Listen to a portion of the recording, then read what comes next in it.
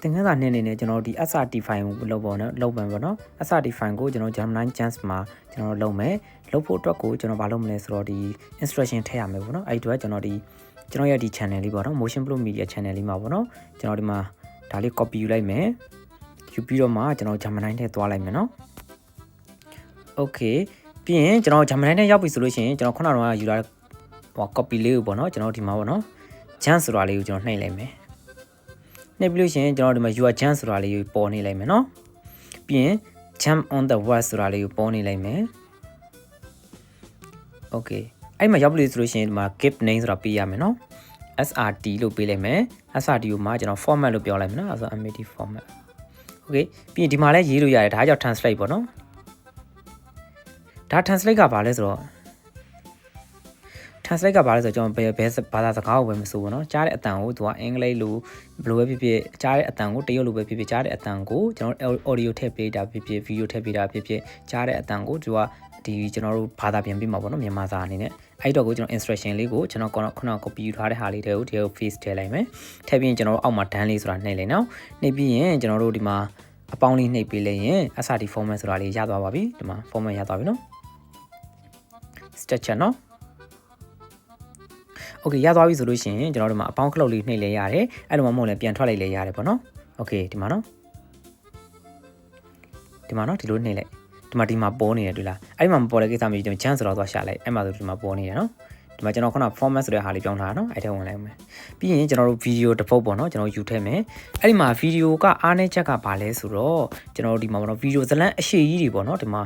4မိနစ်တို့ပါလို့ဆိုလို့ရှိရင်ကျွန်တော်တို့ဒီ Gemini ကကြတော့အဲ့လောက်ထိမနိုင်သေးဘူးပေါ့နော်အဲ့အတွက်ကျွန်တော်တို့အပိုင်းလေးခွဲပြီးတော့လုပ်ရမှာဖြစ်ပါတယ်တချို့ကဒီဟာစာရီကထည့်လိုက်တယ်မမှန်ဘူးပေါ့နော်တကယ်တော့လေအများကြီးထည့်လိုက်တဲ့ခါကျဒီကျွန်တော်AI ကြတော့အဲ့ဒါတက်သွားနိုင်တယ်ပေါ့နော်အဲ့အတွက်ကျွန်တော်ဖြည်းဖြည်းချင်းနဲ့ကျွန်တော်လုပ်သွားမယ်ပေါ့အပိုင်းလေးဆက်ပြီးတော့လုပ်သွားမယ်အဲ့တော့ကျွန်တော် video default ပေါ့နော်ကျွန်တော်4မိနစ်စာ video ပေါ့နော်အဲ့ဒါလေးကိုကျွန်တော်တစ်ဖြတ်စီဖြတ်ပြီးတော့မှလုပ်ပြမယ်အဲ့အတွက်ကျွန်တော် VN application လေးလိုပါတယ်အဲ့ဒီအတွက်ကျွန်တော် VN ဆိုတာလေးကိုကျွန်တော်သွားလိုက်မယ်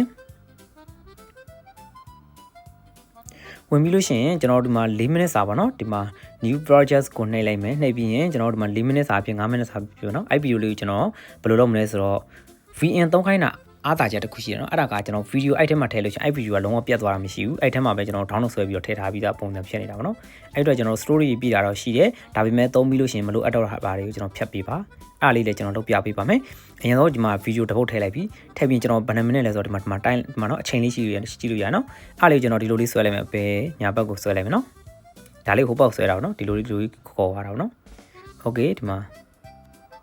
ခေါ်သွားပြီးတော့ကျွန်တော်ဘယ်နှမိနစ်ဆိုအနည်းဆုံး10မိနစ်ခွဲလောက်လေးကိုကျွန်တော်အရင်ဆုံးစတင်မယ်โอเคပြီးရင်အပိုင်းလေးဖြတ်လိုက်ပါမယ်ဒါလေးကျွန်တော်အပိုင်းနဲ့เนาะကျွန်တော်ရဲ့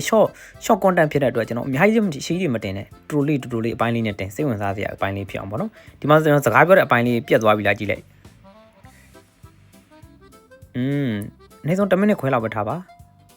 โอเค10မိနစ်ခွဲเนาะဒီမှာတွေ့လားခွဲနေ45စက္ကန့်ဒါလေးကိုလုပ်ပြီးရင်ကျွန်တော် split ဆိုတာအောက်မှာရှိရနော် split ဆိုတာလေးကိုနှိပ်လိုက်ရင်ကျွန်တော်ဒီဘက်ကဗီဒီယိုလေးကိုနှိပ်လိုက်တစ်ချက်ထောက်လိုက်နော်ထောက်လိုက်ရင်အဝါလေးပြသွားရင်ဆက်လက်ပြီးသွားပါပြီအဲ့ဒါပြရင်တော့အောက်မှာ delete ဆိုတာလေးပေါ်နေလိုက်မယ်အဲ့ delete တွေကိုနှိပ်လိုက်ပါ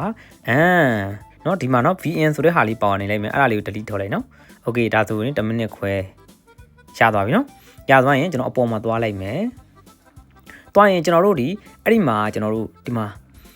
file size ပေါ့နော် file size က 68MB ဆိုလို့ရှိရင်ကျွန်တော်မြန်မာနိုင်ငံပဲဖြစ်ဖြစ်ကျွန်တော်ဒီ line internet line မကောင်းတဲ့လူတွေအတွက်ဆိုအရန်ခက်ခဲတယ်ကျွန်တော်ဒီ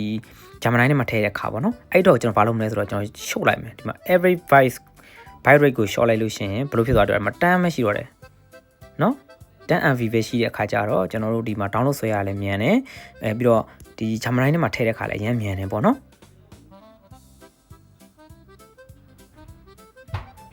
โอเคရပြီဆိုရင်ကျွန်တော်တို့ done လေးကိုနှိပ်လိုက်ပါမယ်ပြီးရင်ကျွန်တော်တို့ဒီ Gemini နဲ့ပဲပြန်သွားမယ်เนาะပြန်သွားရင်ကျွန်တော်တို့10မိနစ်ခွဲစာဗီဒီယိုလေးပေါ့เนาะကျွန်တော်ပြန်ပြမယ်ဒီမှာ SRT format ဆိုတာလေးပဲเนาะအဲ့ထဲကိုနှိပ်လိုက်ပြီးရင်ကျွန်တော်အပေါင်းလေးကိုနှိပ်လိုက်မယ်เนาะ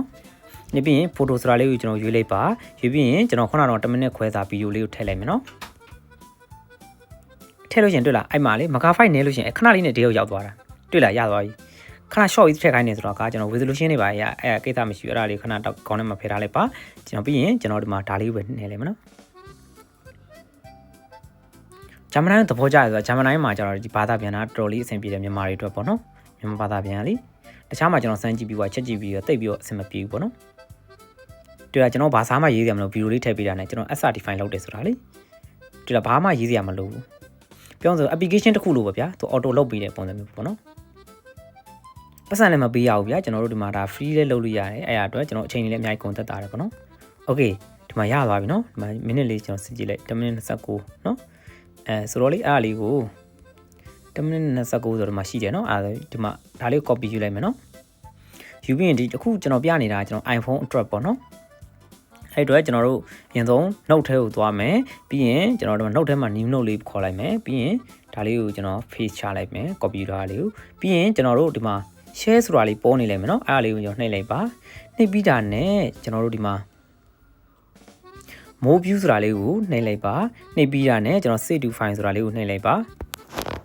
โอเคရပြီဆိုရင်ကျွန်တော်တို့ဒီမှာပေါ့နော် SRT file ဆိုတာကျွန်တော်တို့မသိလို့ရှိရင်ကိစ္စမရှိဘူး iPhone သမားဆိုလို့ရှိရင်ဒီမှာ on my phone ဆိုတာကိုရွေးလိုက်ရွေးပြီးွားရင်ကျွန်တော်ဘာလုပ်လို့ရလဲဆိုတော့အစဆုံးလုံးမဲ့သူတွေအတွက်ကိုကျွန်တော် new folder ဆိုတာပေးပါအဲ့ဒီမှာကျွန်တော်တို့ဒီ SRT ဆိုပြီးတော့မှလေ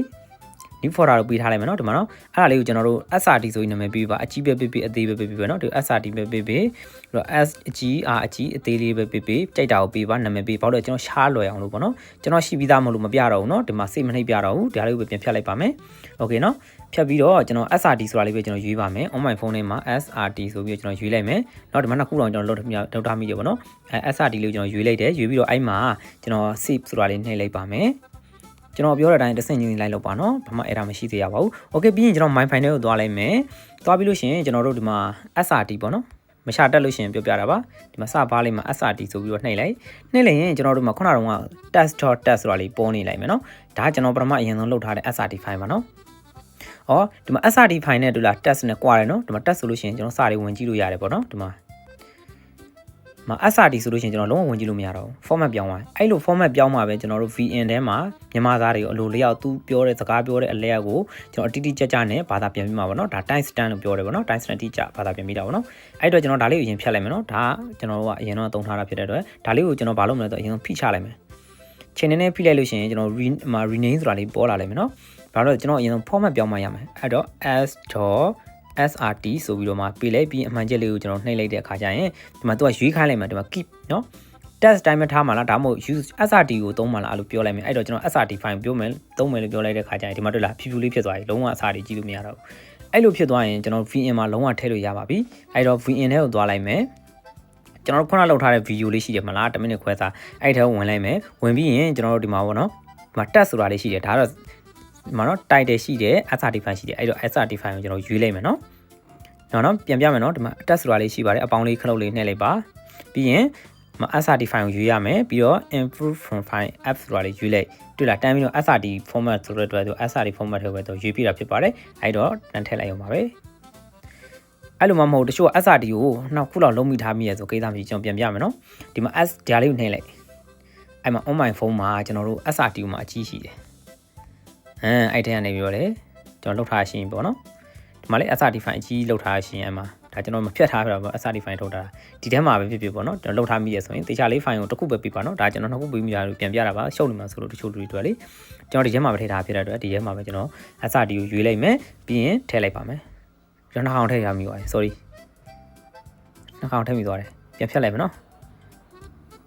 okay ပြန်ထည့်ပါမယ်okay ဒီမှာနော်